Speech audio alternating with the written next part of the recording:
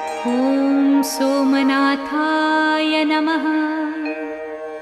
ॐ मल्लिकार्जुनाय नमः।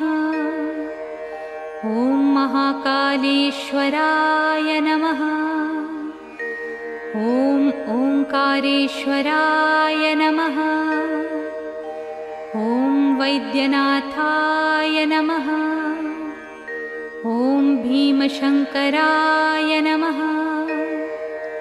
ॐ रामेश्वराय नमः। ॐ नागेश्वराय नमः। ॐ विश्वेश्वराय नमः। ॐ त्र्यंबकेश्वराय नमः। ॐ केदारेश्वराय नमः। ॐ भुस्मेश्वराय नमः।